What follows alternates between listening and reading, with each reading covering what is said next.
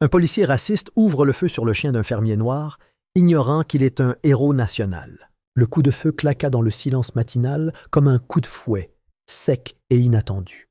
Le corps de Duke sursauta à mi-pas, le jappement du berger fendant l'air immobile avant qu'il ne s'effondre près du poulailler, ses membres tremblant dans la poussière. Jeremiah Briggs laissa tomber sa tasse de café en fer blanc, sans s'en apercevoir, le liquide s'infiltrant dans la poussière près de ses bottes, tandis qu'il s'élançait, le cœur battant la chamade, le souffle coupé. « Non, non, non !» marmonna Jeremiah, agenouillé dans la poussière à côté de son chien. Les yeux de Duke clignèrent faiblement. Le souffle court et saccadé. Du sang s'infiltrait dans le sol d'une blessure juste sous les côtes, sombre et se propageant rapidement. Jeremiah pressa doucement sa main contre la poitrine du chien, essayant de ralentir le saignement, même s'il savait, que ce n'était pas quelque chose que la gaze et la pression pouvaient guérir. Derrière lui, des bottes crissaient le gravier. L'agent Landry rengaina son arme de poing avec une précision désinvolte, l'air dénué d'inquiétude. « Je vous l'avais dit, » dit Landry d'une voix sèche et froide. « J'ai reçu un signalement concernant un chien errant. » Le chien avait l'air agressif. Jérémie ne leva pas les yeux. Sa mâchoire se serra si fort que ses molaires lui firent mal. Il sentit la chaleur monter, non pas de panique, mais quelque chose de plus froid, plus ancien, enfoui. Il avait déjà ressenti cela, dans un désert à l'autre bout du monde, juste avant qu'une décision ne change tout. « Ce n'est pas un chien errant, » dit Jeremiah d'une voix basse et posée. « Il est à moi. Il n'a jamais quitté ce terrain en 9 ans. » Landry ne répondit pas immédiatement. L'agent se tenait à quelques pas, les bras croisés, scrutant la propriété du regard comme s'il l'évaluait pour un rapport. Ou pire. Il fallait agir vite. On ne peut pas laisser des animaux dangereux errer près de la ville. Jérémie se retourna enfin. Son regard se fixa sur celui de Landry, sombre et immobile. « Vous avez tiré sur un animal qui se tenait à mes côtés, sur mon terrain. » Landry haussa légèrement les épaules. « Appelez ça la sécurité publique. La prochaine fois, tenez-le en laisse. » Il y eut un long silence. Jeremiah se leva lentement, les mains tachées du sang de Duke. Il ne parle plus, ni pour discuter, ni pour plaider. Au lieu de cela, il passa devant Landry, calme et posé, et entra dans la maison. La porte moustiquaire grinça derrière lui. À l'intérieur, tout était silencieux. La lumière matinale filtrait à travers les vieux rideaux de dentelle, projetant des motifs délavés sur le parquet usé. Les bottes de Jeremiah résonnèrent doucement, tandis qu'il se dirigeait vers un placard latéral, le déverrouillait et ouvrait un tiroir peu profond. Caché sous des catalogues de semences défraîchies et des reçus fiscaux, se trouvait un petit téléphone noir, sans marque, sans pavé numérique, juste une seule touche verte. Il le prit, marqua une pause, et jeta un coup d'œil par la fenêtre. Landry retournait à sa voiture de patrouille, sortant déjà son bloc-notes. Duke n'avait pas bougé. Jérémie appuya sur le bouton. À des milliers de kilomètres de là, au cœur d'un centre d'opération sécurisé dissimulé sous les murs d'une société de recherche agricole dans la campagne du Nebraska, un terminal s'anima d'un léger bip. Un homme assis à une console, une silhouette large d'épaules vêtue d'un uniforme noir uni et sans marque, jeta un coup d'œil à l'écran. Lorsque l'identifiant crypté apparut, il se raidit. Il répondit « Monsieur ?» La voix de Jeremiah résonna avec une clarté mesurée. « J'active le protocole Sierrafour. » L'homme à l'autre bout du fil se figea. Puis il se leva et salua instinctivement, bien que personne ne le regarde. « Oui, monsieur. » Il ne demanda pas pourquoi. En quelques minutes, le bourdonnement discret des systèmes classifiés recommença à fonctionner à plein régime. Des fichiers autrefois scellés sous authentification biométrique furent déverrouillés. Un nom, Jeremiah Briggs, apparut sur plusieurs canaux sécurisés. Dans un hangar souterrain en Virginie, une équipe de vol était prête à intervenir. Au Nevada, une petite transmission satellite fut redirigée. À Washington, Une balise numérique activa un protocole utilisé pour la dernière fois 15 ans auparavant, lors d'une extraction diplomatique secrète dans le Caucase. Et pourtant, dans le comté de Marlow, tout resta immobile. La voiture de patrouille de Landry sortit de l'allée en marche arrière. Il griffonna quelque chose sur une fragile contravention, la déchira et la glissa sous une pierre près de la boîte aux lettres, comme s'il rendait service à Briggs. Il ne se retourna jamais. À l'intérieur de la maison, Jeremiah se lava les mains dans l'évier. L'eau coula rose avant de redevenir claire. Il les essuya sur une serviette, puis retourna sur le porche. Duke gisait là où il était tombé. Jeremiah traversa la cour en silence et Sadji, la présence de Cohen, autrefois simplement inconfortable, sema la panique. Les adjoints chuchotaient dans les coins. Certains s'éclipsèrent discrètement, sans revenir. L'un d'eux fut aperçu en train de retirer une photo de famille de son bureau et de partir sans parler à personne. Des dossiers commencèrent à disparaître. Certains des bureaux, d'autres des registres numériques. Le shérif Danner confronta Cohen tard dans la soirée. « Quel est votre rôle exact dans tout ça ?» demanda-t-il, masquant à peine le tremblement dans sa voix. Cohen leva les yeux de sa tablette. « Pour que la vérité ne se perde pas, et pour voir jusqu'où elle a pu tomber. » Cette nuit-là, la maison de Landry, isolée à l'orée d'un terrain boisé, fut cambriolée. Ce n'était pas bruyant. Il n'y avait ni vitres brisées ni portes enfoncées. L'intrus était prudent, silencieux. Il se déplaçait dans la maison avec une lampe torche fixée sur une arme de poing silencieuse. Ses gants ne laissèrent aucune trace. Il contourna le coffre-fort et ignora le portefeuille. Au lieu de cela, il ouvrit une planche sous la commode de la chambre de Landry. À l'intérieur, un petit disque dur, enveloppé dans une chaussette. Il le prit, referma le compartiment et partit. Landry, qui s'était endormi sur le canapé devant les informations qui lui montraient son visage en boucle, se réveilla avec une porte entr'ouverte et un frisson instinctif lui parcourant le dos. Il se précipita dans la chambre, souleva la planche et trouva l'espace vide. La panique le frappa comme un train de marchandises. Il tâtonna avec son téléphone, les mains tremblantes, et fit défiler la liste jusqu'à un contact qu'il n'avait pas appelé depuis des années. Son frère. L'écran affichait « Lieutenant-colonel Landry, base aérienne de Bastion ». Il appuya sur « Appeler ». Un long silence suivit la première sonnerie. Puis une voix. « Oui ? Tu as déjà entendu parler d'un homme nommé Briggs ?» La voix de Landry se brisa sous la pression. Il y eut un silence. Long, lourd. « Tu es dans le pétrin », dit enfin son frère à voix basse. Vraiment dans le pétrin. La ligne fut coupée. Le lendemain matin, le palais de justice du comté grouillait de journalistes, certains locaux, d'autres des grandes chaînes, attirés par la soudaine attention nationale. Personne ne s'attendait à voir Jeremiah apparaître, mais juste avant midi, il arriva en ville. Pas en convoi, pas accompagné d'un garde, seul, dans son vieux pick-up. Il sortit calmement et gravit les marches du palais de justice. Les flashs des appareils photo jaillirent. Les journalistes s'interpellaient, posant des questions sur la fusillade, les images divulguées et les dossiers impliquant les forces de l'ordre du comté de Marlow. Jeremiah leva la main, non pas pour les faire taire, mais pour immortaliser l'instant. « J'ai servi mon pays », dit-il d'une voix calme et inébranlable. « J'ai versé mon sang pour cela. J'ai protégé des étrangers à l'étranger. Mais j'ai failli être réduit au silence sur mon propre territoire. » Il n'éleva pas la voix, mais ces mots le frappèrent comme une pierre. Dans toute la région, sur tous les écrans, l'image d'un homme calme et déterminé debout devant un palais de justice en ruine est devenue bien plus qu'une simple information. C'est devenu un jugement. Mais en arrière-plan, un homme ne regardait pas l'émission. M. Cohen se tenait dans un bureau, les stores baissés, le téléphone à l'oreille. « Oui, » dit-il d'une voix à peine audible. Il a parlé, officiellement. Il y eut un silence. « Non, monsieur, je ne suis pas là pour le protéger. j'ai été envoyé pour m'assurer qu'il garde le silence. » Il raccrocha et regarda par la fenêtre.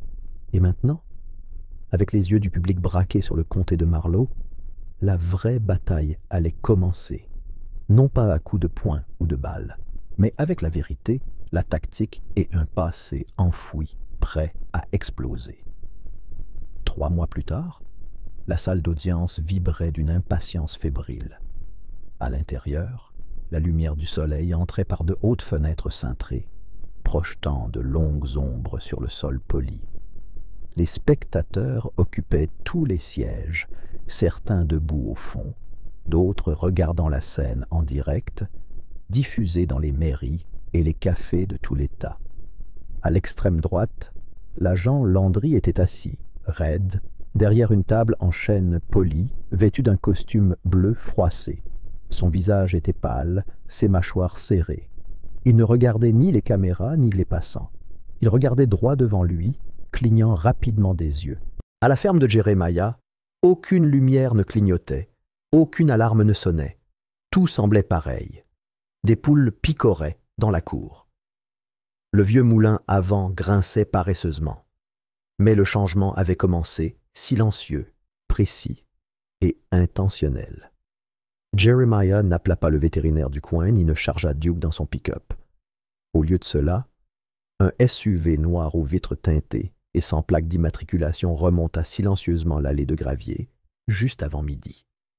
Le conducteur, un homme impassible en costume gris et oreillette, sortit sans un mot, ouvrit le haillon et fit signe vers la grange.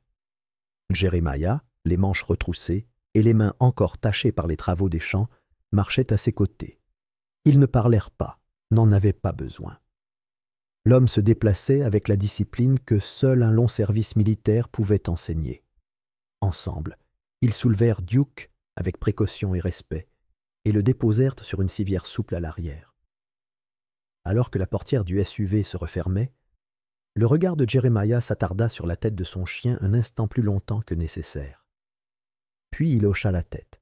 Le véhicule démarra, disparaissant sur une route dont la plupart des gens oubliaient jusqu'à l'existence. À l'intérieur de la ferme, Jeremiah avança d'un pas calme et déterminé. Il passa devant les photos de famille, devant la vieille bibliothèque garnie de manuels agricoles et de livres de poche défraîchis, et entra dans une pièce restée inutilisée depuis des années. Derrière une armoire, il appuya sur un loquet caché. Un panneau de bois s'ouvrit pour révéler un étroit tiroir. À l'intérieur, enveloppée de velours sombre, se trouvait une pochette en cuir usé. Il la déballa d'une main ferme. Des médailles brillaient sous la faible lumière, des symboles de bravoure non décernés publiquement. Parmi elles se trouvaient des clés USB cryptées, marquées d'un code connu uniquement de son unité, et au centre, une carte métallique pas plus grande qu'une plaque d'identité militaire. Elle était en argent, gravée de l'emblème d'un faucon tenant 2 éclairs. Jeremiah fixa la carte un long moment, puis la posa à côté des médailles. Ses doigts effleurèrent à nouveau le bord de la pochette, trouvant une photo en dessous. Un cliché en noir et blanc de 5 hommes, couverts de poussière et souriants, debout devant un hélicoptère de transport. Ils étaient plus jeunes à l'époque, mais leurs yeux avaient la même importance. Il passa son pouce sur l'un des visages. Harris. Alors que le soleil baissait à l'horizon, des camions commencèrent à s'engager dans les allées de la route départementale.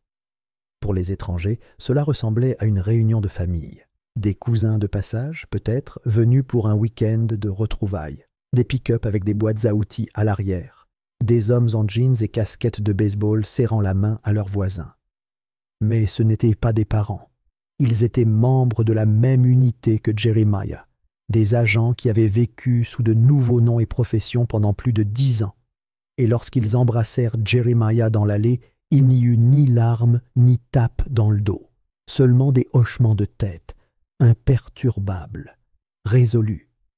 Harris fut le premier à s'avancer. Il était plus âgé maintenant, les pattes d'oie plantées au coin de son regard perçant, mais sa démarche était reconnaissable entre toutes, légèreté, prête à affronter le terrain. Il serra la main de Jeremiah une fois, ferme et assuré.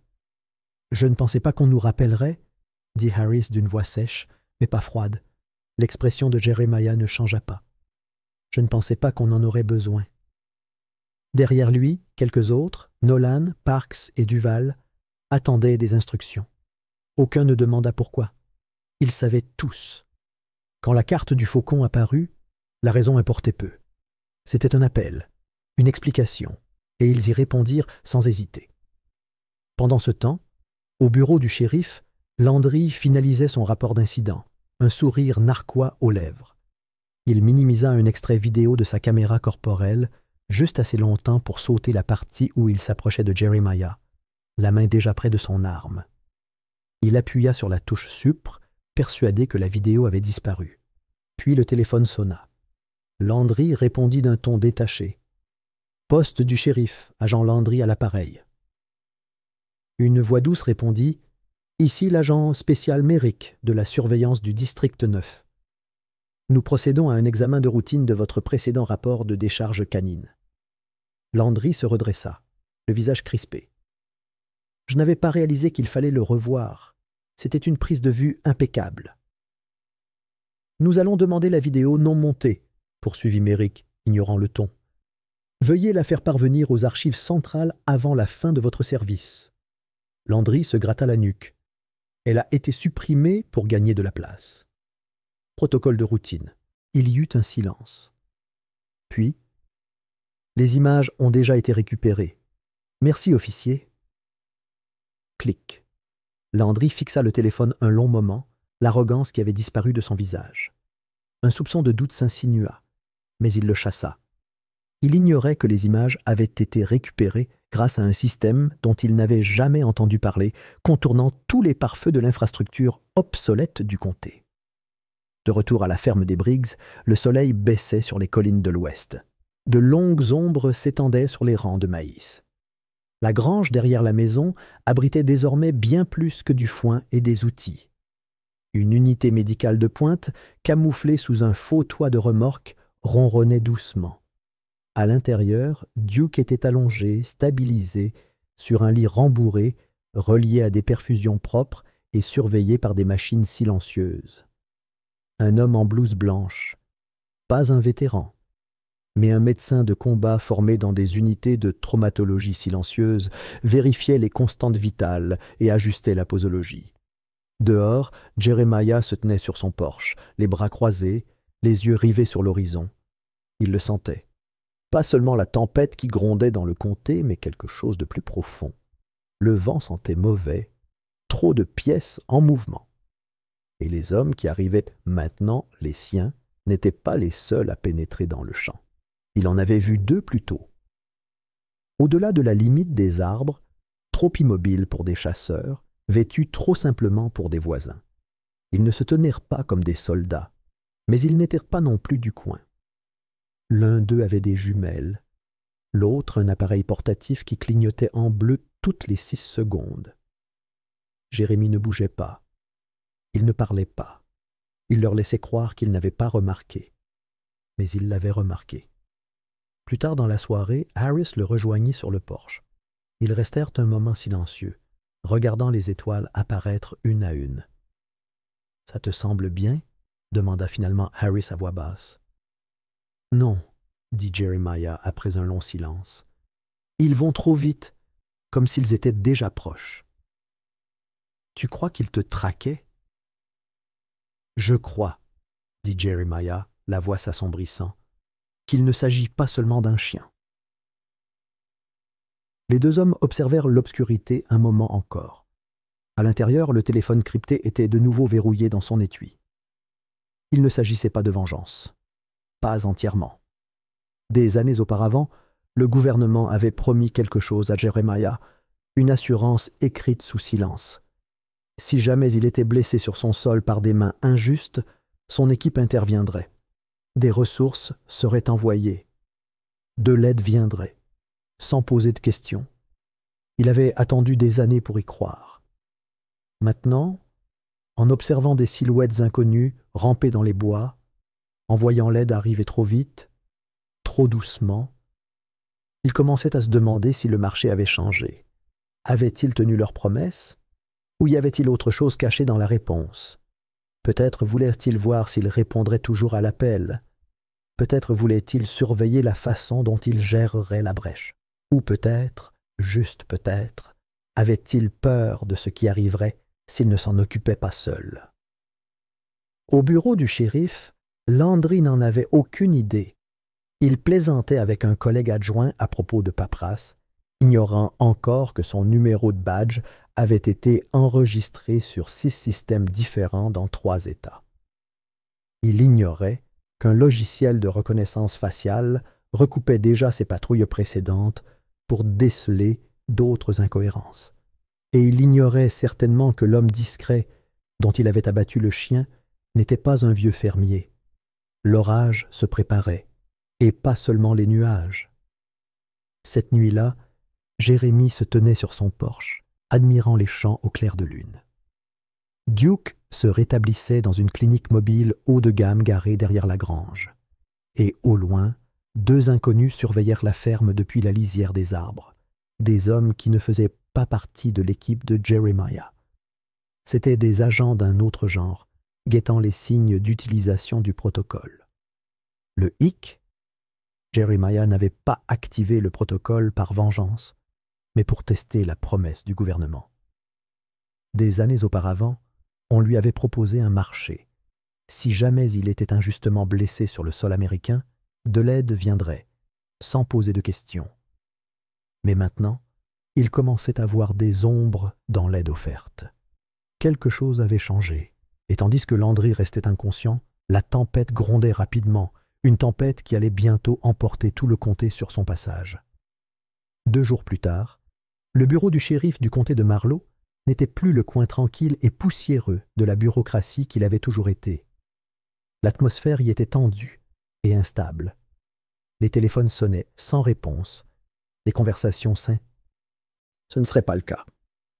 À 8h17 précises, une berline noire officielle sans immatriculation s'arrêta devant le bureau du shérif. Le moteur s'arrêta si brusquement que le silence s'alourdit. Un homme de grande taille, vêtu d'une tenue de soirée sombre, descendit du véhicule, costume gris anthracite, chaussures cirées et une discrète broche au revers de sa veste. Ses cheveux étaient soigneusement séparés et derrière son regard se lisait une sorte de calme qui rendait les gens nerveux. Il ne portait ni mallette ni sac, seulement un porte-document dans sa main gauche. L'homme entra dans le commissariat et présenta une pièce d'identité officielle. « Monsieur Cohen, dit-il, je suis ici pour un audit fédéral. J'ai besoin d'un accès complet à tous les enregistrements du service et aux communications internes. » Le shérif Danner, un homme d'un certain âge, dont le regard était empreint d'une obéissance discrète, semblait visiblement perturbé.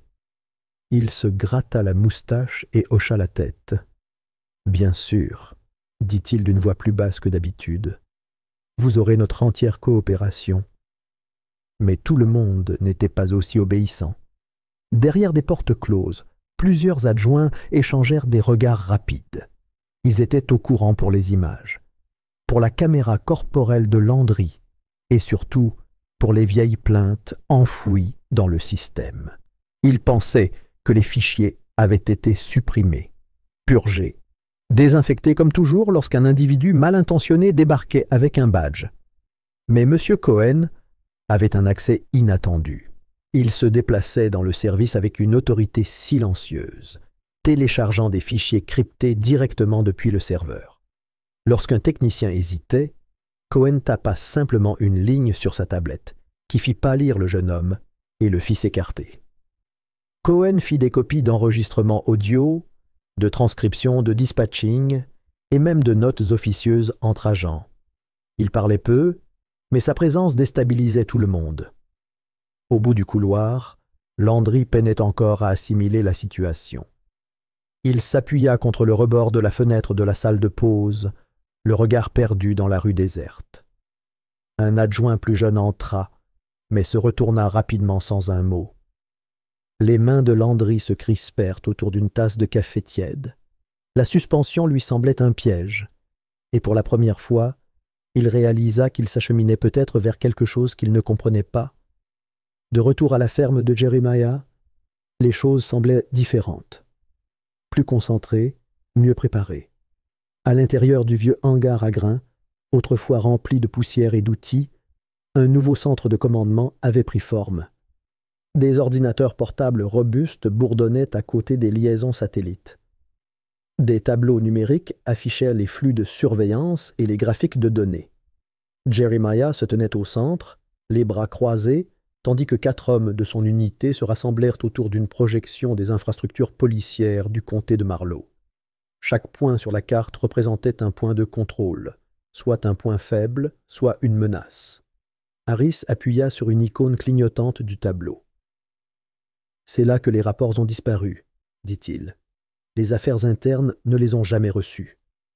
Quelqu'un a détourné toute la chaîne de plaintes. » Nolan hocha la tête de l'autre côté de la pièce.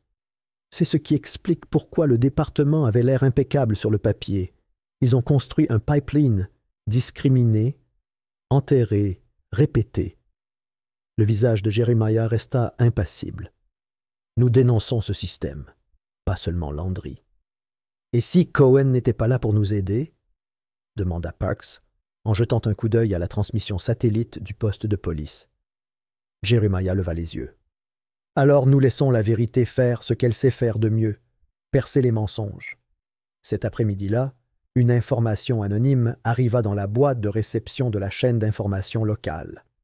3 fichiers vidéo étaient au joint, l'intégralité des images, non coupées, de la caméra corporelle de Landry montrant la fusillade de Duke, une autre d'un contrôle routier antérieur, où Landry avait fouillé injustement le véhicule d'un jeune homme noir, et une 3e montrant un adjoint riant par-dessus une transmission radio coupée après un appel de plainte. La chaîne ne perdit pas de temps. En quelques heures, les images furent diffusées sur tous les écrans de la région. La ville bourdonnait d'incrédulité. Les conversations fusèrent dans les restaurants, les églises et les salons de coiffure. Ce qui avait été considéré comme une exagération était désormais diffusé en boucle, avec horodatage et intitulé des services. Le visage de Landry devint le symbole d'un pouvoir sans limite, d'une responsabilité cachée. Dans le bureau du shérif, les conséquences furent immédiates. La présence de Cohen, autrefois simplement inconfortable, sema la panique. Les adjoints chuchotaient dans les coins. Certains s'éclipsèrent discrètement, sans revenir. L'un d'eux fut aperçu en train de retirer une photo de famille de son bureau et de partir sans parler à personne. Des dossiers commencèrent à disparaître. Certains des bureaux, d'autres des registres numériques. Le shérif Danner confronta Cohen tard dans la soirée. « Quel est votre rôle exact dans tout ça ?» demanda-t-il, masquant à peine le tremblement dans sa voix. Cohen leva les yeux de sa tablette. « Pour que la vérité ne se perde pas, et pour voir jusqu'où elle a pu tomber. » Cette nuit-là, la maison de Landry, isolée à l'orée d'un terrain boisé, fut cambriolée. Ce n'était pas bruyant. Il n'y avait ni vitres brisées ni portes enfoncées. L'intrus était prudent, silencieux. Il se déplaçait dans la maison avec une lampe torche fixée sur une arme de poing silencieuse. Ses gants ne laissèrent aucune trace. Il contourna le coffre-fort et ignora le portefeuille. Au lieu de cela, il ouvrit une planche sous la commode de la chambre de Landry. À l'intérieur, un petit disque dur, enveloppé dans une chaussette. Il le prit, referma le compartiment et partit. Landry, qui s'était endormi sur le canapé devant les informations qui lui montraient son visage en boucle, se réveilla avec une porte entr'ouverte et un frisson instinctif lui parcourant le dos. Il se précipita dans la chambre, souleva la planche et trouva l'espace vide. La panique le frappa comme un train de marchandises. Il tâtonna avec son téléphone, les mains tremblantes, et fit défiler la liste jusqu'à un contact qu'il n'avait pas appelé depuis des années. Son frère. L'écran affichait « Lieutenant-colonel Landry, base aérienne de Bastion ». Il appuya sur « Appeler ». Un long silence suivit la première sonnerie. Puis une voix. « Oui? Tu as déjà entendu parler d'un homme nommé Briggs ?» La voix de Landry se brisa sous la pression. Il y eut un silence. Long, lourd. « Tu es dans le pétrin », dit enfin son frère à voix basse. « Vraiment dans le pétrin. » La ligne fut coupée. Le lendemain matin, le palais de justice du comté grouillait de journalistes, certains locaux, d'autres des grandes chaînes, attirés par la soudaine attention nationale.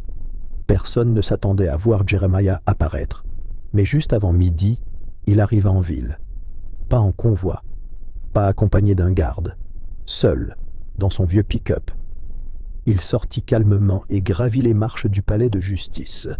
Les flashs des appareils photos jaillirent. Les journalistes s'interpellaient, posant des questions sur la fusillade, les images divulguées et les dossiers impliquant les forces de l'ordre du comté de Marlow.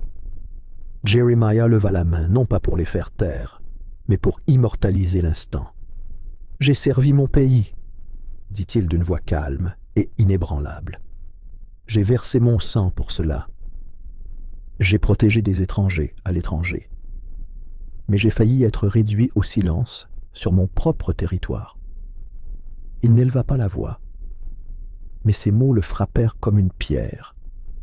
Dans toute la région, sur tous les écrans, l'image d'un homme calme et déterminé debout devant un palais de justice en ruine est devenue bien plus qu'une simple information. C'est devenu un jugement. Mais en arrière-plan, un homme ne regardait pas l'émission. M. Cohen se tenait dans un bureau, les stores baissés, le téléphone à l'oreille. « Oui, » dit-il d'une voix à peine audible. Il a parlé, officiellement. Il y eut un silence. « Non, monsieur, je ne suis pas là pour le protéger. J'ai été envoyé pour m'assurer qu'il garde le silence. » Il raccrocha et regarda par la fenêtre. Et maintenant, avec les yeux du public braqués sur le comté de Marlow, la vraie bataille allait commencer, non pas à coups de poing ou de balles, mais avec la vérité, la tactique et un passé enfoui, prêt à exploser. 3 mois plus tard, la salle d'audience vibrait d'une impatience fébrile. À l'intérieur, la lumière du soleil entrait par de hautes fenêtres cintrées, projetant de longues ombres sur le sol poli.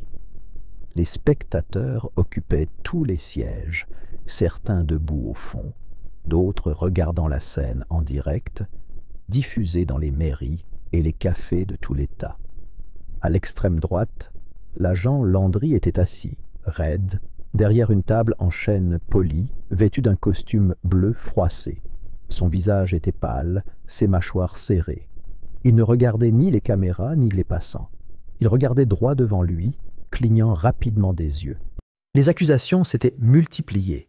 Ce qui avait commencé par un chien, une balle et un mensonge s'était transformé en quelque chose de bien plus profond. Un réseau complexe de fautes professionnelles, de préjugés et d'abus remontant à des années. La table de l'accusation était remplie de documents, de disques durs, de photos et d'enregistrements vocaux. Chaque élément de preuve semblait peser lourd sur le cou de Landry. Mais ce ne sont pas seulement les preuves qui ont brisé le silence qui régnait dans le comté de Marlow. C'était la lettre de démission. Révélée à la presse 1 semaine avant le début du procès, la lettre était censée être confidentielle, un simple document au langage juridique aride. Au lieu de cela, elle révélait les propres mots de Landry, son ton amer et provocateur. Mais plus que cela, elle était accompagnée de photos. Des images de Landry souriant aux côtés d'hommes portant des insignes de milices extrémistes. Des rassemblements privés dans des jardins où des drapeaux confédérés étaient suspendus en arrière-plan et où des fusils tactiques étaient brandis comme des trophées. Une photo en particulier est devenue virale. Landry enlaçant un homme identifié plus tard comme le chef régional d'un groupe haineux. Le comté de Marlow a changé du jour au lendemain. Les devantures des magasins ont affiché des pancartes « Nous défendons la justice ». Une fresque de Jeremiah est apparue sur un mur de briques du centre-ville, peinte par des étudiants d'une université voisine. Même ceux qui avaient autrefois exprimé des doutes sur ce qui s'était passé ont commencé à s'exprimer. Car les images étaient indéniables. La chaîne de commandement était au courant des plaintes de Landry, de ses habitudes et de son attitude, et n'a rien fait. Pourtant, malgré tout cela, Jeremiah est resté silencieux. Il n'a pas parlé à la presse, il n'a pas assisté à des rassemblements, il n'a pas donné d'interview. Au lieu de cela, il est retourné à sa ferme. Le soleil s'est levé sur de vastes champs, et Jeremiah se tenait debout, les manches retroussées, de la boue sur ses bottes et un sac de graines en bandoulière. À côté de lui trottait Duke, la queue levée, alerte et fière. La cicatrice sur le flanc de Duke s'était cicatrisée en une simple touffe de fourrure, et un gilet noir orné d'un petit écusson brodé lui était attaché. Chien d'assistance, chien de guerre à la retraite. Chaque matin, Jeremiah s'agenouillait près du sol, les doigts creusant la terre avec soin. Il entretenait les rangs de maïs et de tomates, assurait la rotation des cultures et réparait les clôtures. Aux yeux du monde, il était désormais un symbole. Pour lui-même, il n'était qu'un simple agriculteur. Mais tout a basculé un jeudi soir. La nouvelle est tombée en prime time, non pas de Jeremiah lui-même, mais de quelqu'un d'inattendu, le général Halston. Ancien commandant, Halston était longtemps resté discret, connu pour son respect du protocole et son évitement des conflits publics. Mais ce soir-là, il était assis sur une chaise de studio, en direct à la télévision, son uniforme décoré d'étoiles et de rubans. « Je ne peux plus me taire », commença le général d'une voix calme, mais ferme. « Parce que l'homme dont on parle n'est pas seulement un vétéran, c'est grâce à lui que mon fils est en vie. » L'animateur se pencha en avant, stupéfait. « Vous parlez de Jeremiah Briggs ?» Halston hocha la tête.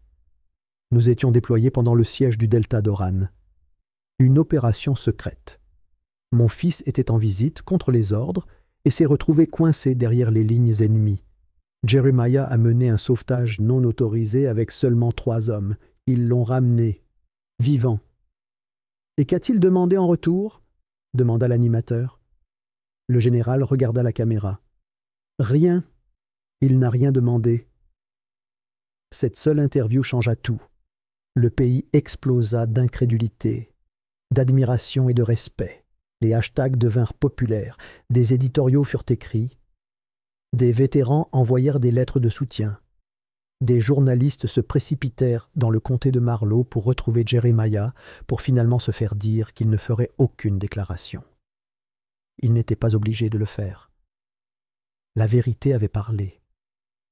Pendant ce temps, l'équipe autrefois connue sous le nom de Protocole Sierra Four restait dans la région.